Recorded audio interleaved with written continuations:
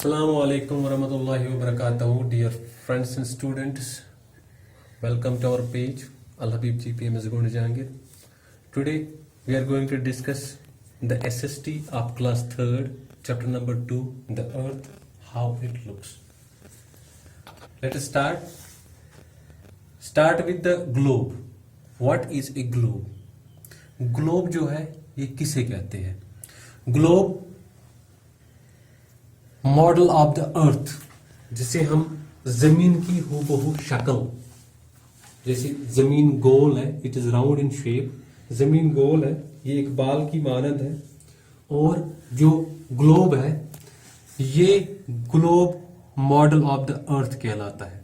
यानी कि ये हमारे पास एक नमूना है जमीन का, जिससे हम जमीन में जो भी continents, oceans, locations, latitudes, parallel जो भी है उनको हम अच्छे से देख पाते हैं।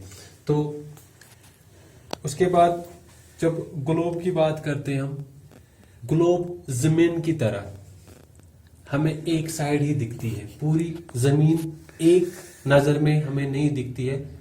जैसे कि हम ग्लोब की तरफ जब देखते हैं, जब ग्लोब पे हम नजर डालते हैं तो एक ही साइड दिखने को मिलता है, जो फ्रंट साइड होगा वही, जो इसके बैक साइड होता है वो हमें दिखाई नहीं देता है। जब तक ना हम इस ग्लोब को रोटेट करें तब जाके हमें वो बैक वाला साइड, जो फ्रंट आएगा और फ्रंट वाला साइड बैक आएगा, वो हमें देखने को मिलेगा, और जो फ्रंट वाला साइड बैक हो जाएगा वो हमें दिखने को नहीं मिलता है। और इसके बाद जो दूसरा है दैट इज कॉल्ड मैप। ये था ग्लोब, तो अब जो है दूसरा मैप। मैप जो है ये it is the drying of the earth on the flat surface, यानी कि एक फ्लैट सरफेस पे एक जमीन की शक्ल बनाना, उसको हम मैप कहते हैं। और ये जो मैप है ये फ्लैट सरफेस यानी कि 4 साइडेड फिगर बन जाती है फ्लैट सरफेस पे। ये हूबहू शक्ल नहीं होती है, लेकिन इस पे भी हम जमीन की जो लोकेशन है, रीजन है, बना सकते हैं। तो उसके बाद एक एटलस, जो तीसरा पॉइंट मैंने यहां पे लिखा, ग्लोब, उसके बाद मैप, उसके बाद एटलस। एटलस किसे कहते हैं? एटलस एक बुक होती है जिसमें मैप्स बनाए गए होते हैं, यानी कि इसमें आपको हर एक मैप, हर एक नक्शा मिल सकता है। उसके बाद हम आगे जाते हैं तो ओशियंस की बात करते हैं। ओशियंस जो है, क्योंकि जो जमीन है इस पे आप दो चीजें पा सकते हो। एक जो ब्लू कलर, ठीक है, जो ब्लू कलर आपको यहाँ पे देखने को मिल रहा है, जो ब्लू कलर है ये वाटर है, और जो आपको ये येलो और ब्राउन कलर का दिख रहा है ये लैंड है। ठीक है, तो इनको हम पढ़ेंगे। ये जो आपने ब्लू कलर देखा है इनको हम ओशियन कहते हैं। ओशियन बड़े समंदर, the huge water bodies are called oceans. ठीक है, और जो स्मॉलर बॉडीज ऑफ वाटर होते हैं उनको हम सीज कहते हैं, बेज कहते हैं, गल्फ्स कहते हैं, लेक्स कहते हैं, या रिवर्स कहते हैं। लेकिन जो ओशियंस होते हैं ना, ये बड़े समंदर होते हैं, यानी कि जो सबसे बड़े समंदर है वो 4 है। तो एक पैसिफिक ओशियन, ठीक है, पैसिफिक ओशियन जो है ये एशिया और अमेरिका, जो नॉर्थ अमेरिका और साउथ अमेरिका के बीच में पाया जाता है। उसके बाद है अटलांटिक, दूसरा अटलांटिक ओशियन जो है ये नॉर्थ अमेरिका, साउथ अमेरिका जो है, नॉर्थ अमेरिका से यूरोप के बीच में, और साउथ अमेरिका और अफ्रीका के बीच में पाया जाता है। ठीक है, अगर हम यहाँ पे ये समझो कि ये नॉर्थ अमेरिका, ठीक है, ये नॉर्थ अमेरिका है, इसके नीचे ये साउथ अमेरिका, ठीक है बेटा। तो ये यहां पे यूरोप और ये यहां पे अफ्रीका, ठीक है। तो ये इनके बीच में जो समंदर है इसको हम अटलांटिक ओशन कहते हैं, ठीक है। और यहां पे जो समंदर है, क्योंकि जब हम गोल में जाते हैं तो यहां से आपको एशिया, ठीक है, एशिया पड़ता है, जो यहां से भी आपको दिखाई देगा। तो इनके बीच में जो है ये पैसिफिक ओशन है। तो अटलांटिक ओशन के बाद इंडियन ओशन है। इंडियन ओशन है जहां पे हिंदुस्तान जो है, हिंदुस्तान के नीचे जो ओशन पाया जाता है उसको हम इंडियन ओशन कहते हैं। और आर्कटिक ओशन जो नॉर्थ पोल में आपको जो मिलेगा जो ओशन है उसको हम आर्कटिक ओशन कहते हैं। ठीक है, जो ये नॉर्थ पोल के साइड में, ठीक है, तो ये पाया जाता है 66.5 डिग्री से लेकर 90 डिग्री के बीच में जो समंदर है वो आर्कटिक ओशन है। उसके बाद हम जाते हैं कॉन्टिनेंट्स पे, जो आपने अभी देखे, जो लैंड मैसेज आपने अभी देखे, जैसे कि north America, south America, Europe, Africa, Asia जो है, इनको हम कॉन्टिनेंट्स कहते हैं। ये कॉन्टिनेंट्स क्या होते हैं?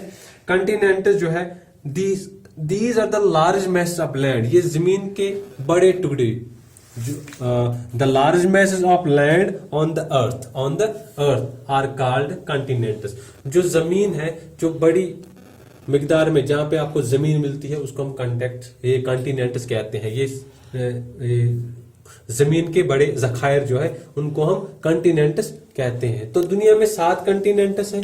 एक एशिया है, दूसरा अफ्रीका है, तीसरा नॉर्थ अमेरिका है, चौथा साउथ अमेरिका है, उसके बाद यूरोप है, ऑस्ट्रेलिया है, एंटार्क्टिका है। तो इनमें से अगर हम बात करें, ये 7 कॉन्टिनेंट्स में से सबसे बड़ा जो है दैट इज एशिया, सबसे बड़ा। It is the largest continent in the world. और जो सबसे छोटा है, the smallest continent of the world is the Australia. ठीक है बेटा, समझ में आ गया। तो उसके बाद हम आगे जाते हैं। आपने हिंदुस्तान का नक्शा देखा होगा, जो हिंदुस्तान जो है, ठीक है बेटा,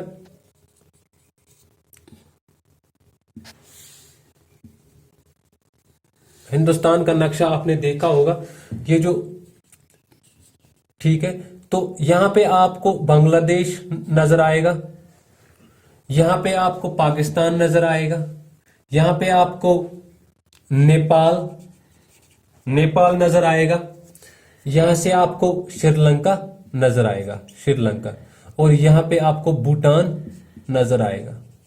ठीक है, ये जो आपस में जब हम इनको मिलाते हैं, जैसे पाकिस्तान, जैसे नेपाल को, जैसे श्रीलंका को, पाकिस्तान को, भूटान को और बांग्लादेश को, जब हम इसको हिंदुस्तान के साथ मिला लेते हैं तो इसको हम कहते हैं सब कॉन्टिनेंट, और ये इंडियन सब कॉन्टिनेंट कहलाता है। ठीक है बेटा, तो